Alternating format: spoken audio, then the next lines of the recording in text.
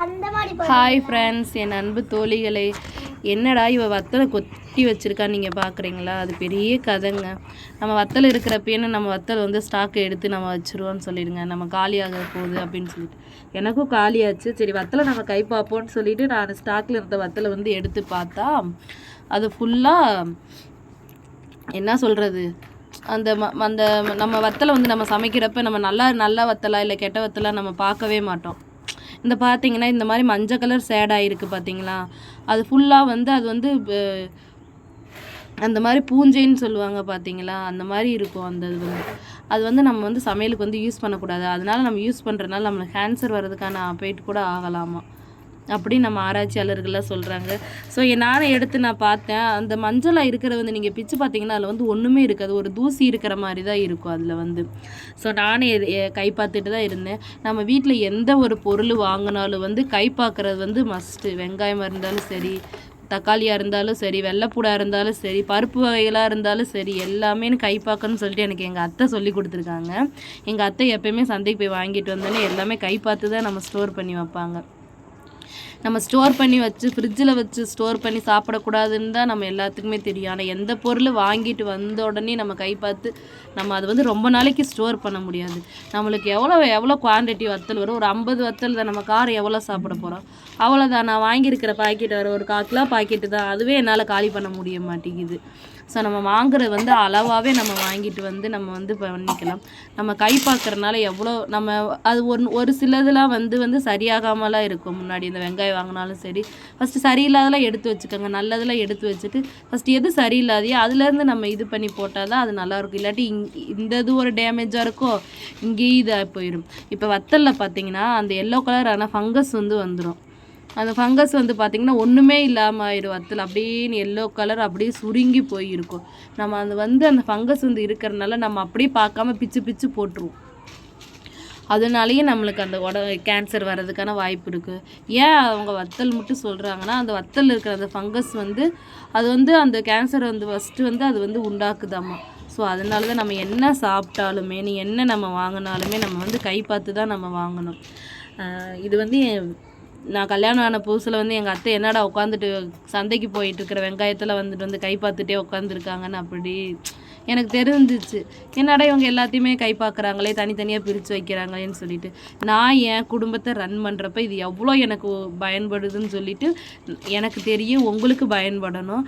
ஏன்னா நம்ம செலவு அதிகமாக செய்கிறப்ப இப்போ உடனே சீக்கிரம் அழியிருச்சுன்னா நம்ம தூக்கி போட்டுருவோம்.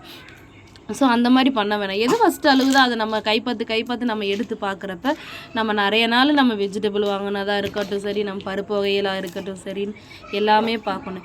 ஏன் நான் காம்பை கிள்ளி நான் தனியாக ஸ்டோர் பண்ணுறேன்னா, இங்கே பார்த்தீங்கன்னா எப்படி இருக்குதுன்னு பார்த்தீங்கன்னா, இங்கே பாருங்கள் உள்ளுக்கு எப்படி இருக்குதுன்னு பார்த்தீங்கன்னா வத்தல். ஏன் நான் காம்பை கிள்ளி ஸ்டோர் பண்ணேன்னா, ஃபஸ்ட்டு ஃபங்கஸ் வந்து காம்பில் தான் இருக்கும்.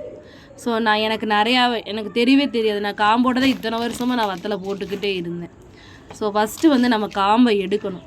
காம்பை எடுத்ததுக்கப்புறம் நம்ம தனித்தனியாக நம்ம பிரித்து போட்டுடணும். இதில் இந்த மஞ்சள் கலர் இந்த மாதிரி டல்லாக இருந்துச்சுன்னா அதில் ஒன்றுமே இருக்காது.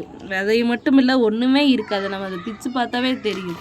நம்ம நல்லதை எப்பயுமே நம்ம நல்லதை நம்ம கை பார்த்து நம்ம வெயிலில் காய வச்சு நம்ம எடுத்துக்கலாம். கை பார்க்குறப்ப எல்லோரும் முகமுடின்னு சொல்கிறேன், மாஸ்க்கு போட்டுக்கோங்க. ஏன்னா அதோட காட்டை வந்து நீங்கள் கவரை கொட்டுறப்பே அவ்வளோ காட்டமாக இருக்கும்.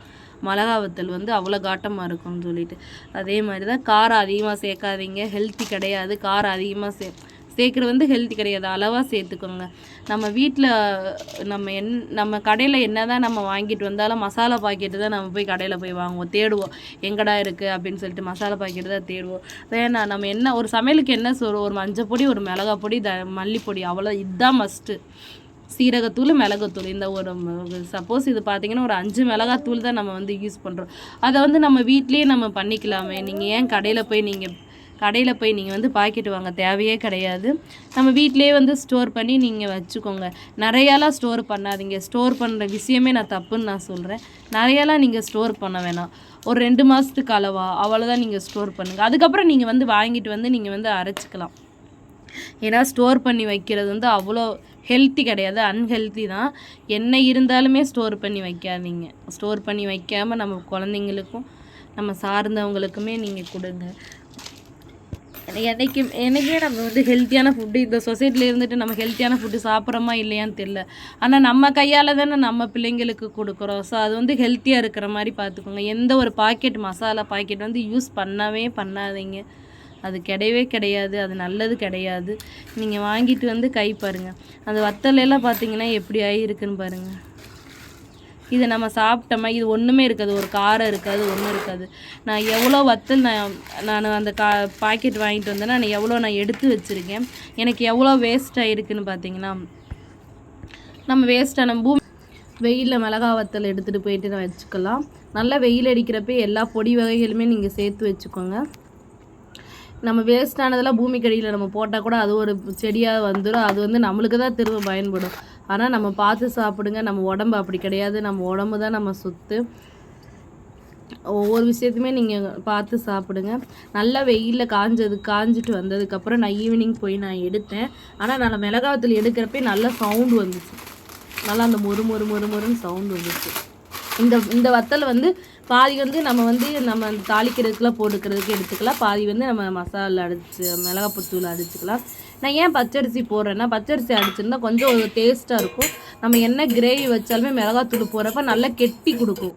அதாவது அந்த கிரேவி ஆட்டாலும் சரி, குழம்பாட்டாலும் சரி, நல்லா கெட்டியாக கொடுக்கும். ஸோ அதனால தான் பச்சரிசியும் மிளகாத்தூளும் சேர்ந்து அரைச்சி நம்ம போடுறோம். நான் அரைக்கிறப்பே நல்ல மழை விழுந்துட்டு இருந்துச்சு.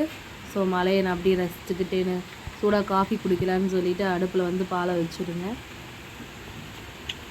இன்னும் மழை பெஞ்சோன்னா நம்மளுக்கு எப்படி தான் காஃபி குடிக்கணும்னு தோணுமோ, நல்லா சூடாக குடித்தா நல்லா இருக்குன்னு சொல்லிட்டு நான் சூடானதுக்கப்புறம் குடித்தேன். நீங்கள் பச்சரிசி வந்து ஆறுனதுக்கப்புறம் நீங்கள் பச்சரிசி ஜாரில் போட்டுட்டு மிளகாத்தூள் எடுத்து போட்டுட்டு வந்துட்டு நீங்கள் நல்லா எவ்வளோ தூரம் நீங்கள் விட்டு பண்ணாலும் சரி, மிக்சியில் ஃப்ளேம் பண்ணாலும் ஓகே தான் இருக்கும். 7 வருஷத்துக்கு அப்புறம் இப்போ தான் எனக்கு புரிஞ்சிருக்கும் ஒரு சமையல் நம்ம எவ்வளோ இன்ட்ரெஸ்டடாக செய்யணும் அப்படின்னு சொல்லிட்டு. நல்லா மழை பெய்யுது. நல்லா ஒரு காஃபி நாம் கொடுத்துட்டு மிளகா வத்தல் வந்து அரைக்கணும். மிளகா வத்தல் வந்து அவ்வளோ காட்டமாக இருக்கும்.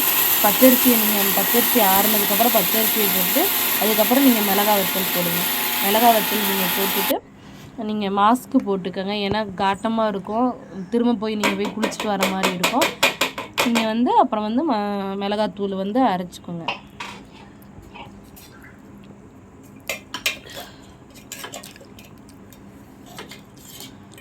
மிளகாத்தூள் வந்து நல்லா நீங்கள் அரைச்சிக்கோங்க. அரைச்சினதுக்கப்புறம் நீங்கள் 4 சுற்று 5 சுற்று நீங்கள் விடுங்க. நம்ம எப்பயுமே ஒரு மசாலா அரைச்சி டக்குன்னு நம்ம எடுத்துருவோம். நம்ம அப்படி எடுக்க வேணாம். விட்டுருங்க. நம்ம கிண்டிட்டு திரும்ப அரைங்க. நீங்கள் எவ்வளோ தூரம் நம்ம மசாலா அரைக்கிறோமோ அவ்வளோ தூரம் சாஃப்டாக வரும். அதை விட்டுட்டு நீங்கள் சளிச்சுக்கிட்டே இருக்கிறது. மிளகாத்தூளை நம்ம அரைச்சிட்டு வந்ததுக்கப்புறம் நல்லா ஆற விடுங்க. நைட்டு ஃபுல்லாக ஆற விடுங்க. ஏன் கண்ணாடி பாட்டில் ஸ்டோர் பண்ணேன்னா, இதுக்கு முன்னாடி நான் கடையில் வாங்கிட்டு வந்த பாக்கெட் வந்து கண்ணாடி பாட்டில் ஸ்டோர் பண்ணி வச்சுருந்தேன். ஆனால் கண்ணாடி பாட்டில் ஸ்டோர் பண்ணால் இந்த பக்கம் இருக்கிறது அந்த பக்கம் தெரியாது. அது அப்படியே ஒரு தூசி மாதிரி படிஞ்சிருந்துச்சு. என்னடா இது தூசி மாதிரி படிச்சிருக்கு, நான் கண்ணாடி பாட்டில் கவுத்தி போட்டு தட்டுறேன், பொடி வரமாட்டேன்ருச்சு. ஆனால் அதனால தான் நம்ம வீட்டில் ஆட்டின பொடி பார்த்திங்கன்னா என்ன குலுக்குனாலுமே அது வந்து அதோட ஸ்டாண்டில் தான் இருக்கும். பாருங்கள் எவ்வளோ தெளிவாக தெரியுதுன்னு சொல்லிவிட்டு நீங்களும் வீட்டில் அரைச்சி நீங்கள் பாருங்கள். அந்த மாதிரி பொடி வந்து நீங்கள் இது பண்ணிட்டு போட்டாலுமே அது அப்படி தான் இருக்கும். வீட்டில் அரைச்சி பொடி பண்ணிக்கோங்க. எந்த ஒரு பொடியாக இருந்தாலும் கண்ணாடி பாட்டில் போட்டு வைங்க, ரொம்ப நாளைக்கு வரும்.